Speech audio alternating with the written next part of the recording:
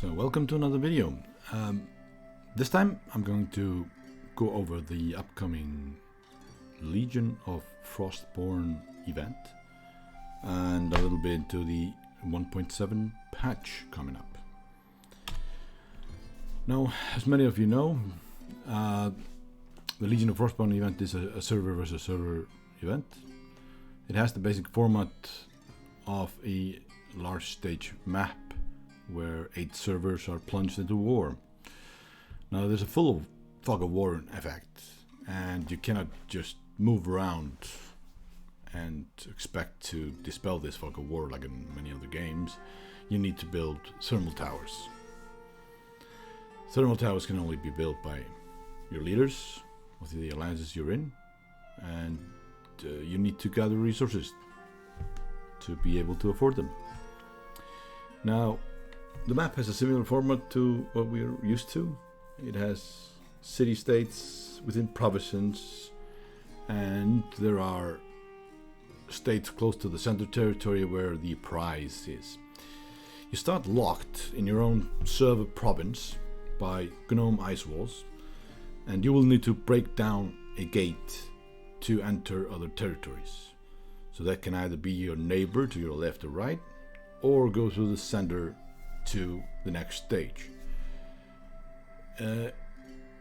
Of course, as you enter from your server, all of the alliances on the server enter as their own alliances, but they're all under the same color. So basically as a sort of a kingdom, same kingdom.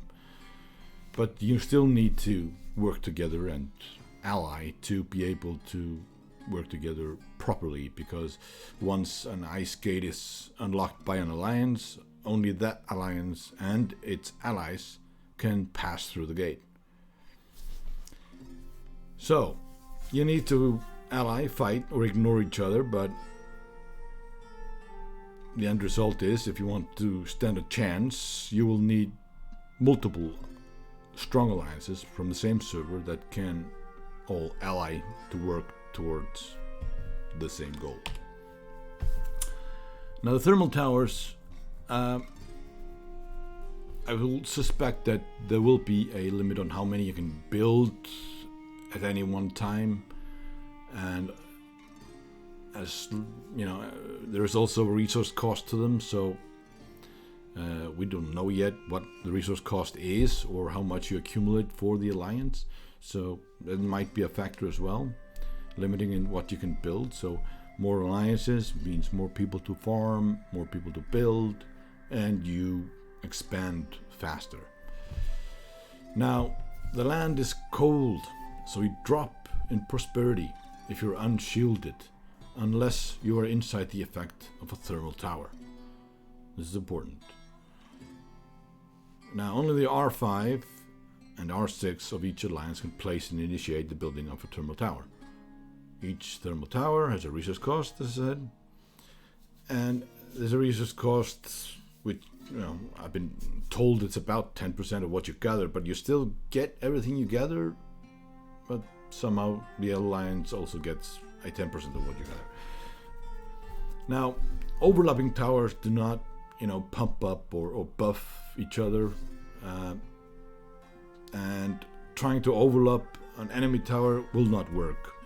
First tower to be built gets the full vision area.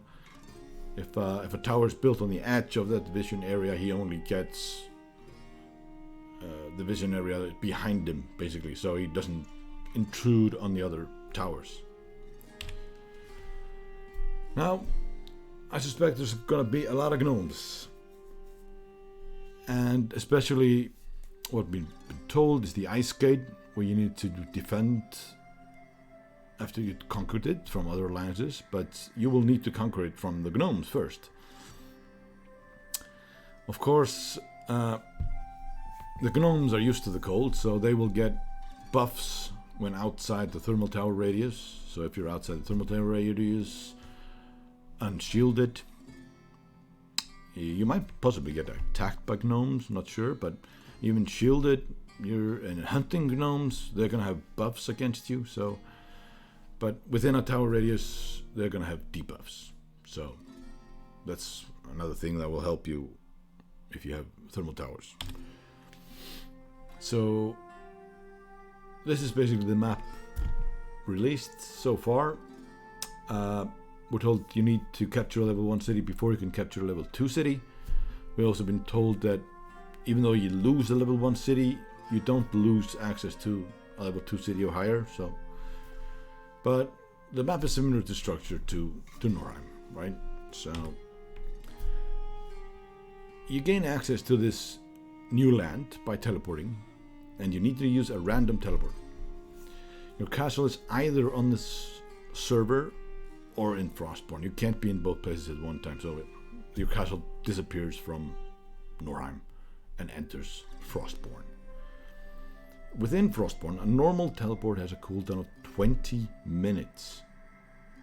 Now, relocation has a normal cooldown of 10 minutes as usual, and a random teleport has no cooldown, but a normal teleport has a cooldown of 20 minutes, so keep that in mind. You will need to be at minimum castle level 15 and be in an alliance, otherwise you cannot enter Frostborne. You can contribute to the towers by sending troops. It works like with cities. More soldiers in a troop equals faster building. You cannot place or build towers if you are for less. All buffs will apply in Frostborne from your server. Your city buffs, territory buffs, title, nobility, technology, alliance, everything. So now I highlighted this map, blown it up a little bit to show you a little bit what I mean.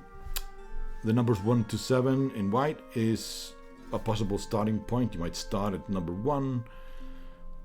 All teleport into that area from your server. You need to progress through the territories, and there's likely to be gnome gates closer to the center of these things here, and where you unlock and open them by defeating the gnome army, capturing them, and then you can enter the next province. So entering the middle province will probably keep you progressed into the game, where possibly another server here is also invading, but you might want to unlock into their territory to invade them, stop them from progressing. Or you can go through the stages of these middle center territories and keep going into the center. Now, I've highlighted red here, 3 territories in the center, but I find it highly unlikely that there are actually 3 territories. There might be, there are lines there, and so it's not really, clear. Resolution isn't, perfect. But if there are 3 territories, there might be a temple in the middle and 3 relics you need to capture before you basically siege the middle structure, which is probably the end of the event. Capture that, you win. Now the reward system is going to be similar to the contention of relics. There's a shop probably for the first, second, and third places, and you will probably get currency in the event by placing towers, fighting gnomes, occupying cities, etc., etc. So, and I would suspect there's probably going to be unique awards in there, so possibly immortal shards for the King of the Hill immortals, like Cyrus, Dido, Arash, possibly Hammurabi. And other possibilities, of course, include Holy and Shadow Dragon shards and immortals. It's always a possibility, and here's hoping. So other possible content. There's going to be a level up for many things. They've already announced it. They're going to raise the cap on resources, gnomes, technology. They're going to change the talents, immortals, and we're probably going to see new resource nodes inside Frostborne, like level 9 and 10s. We might see ruins there as well. Possibly higher level gnome armies will only be huntable in the Frostborne.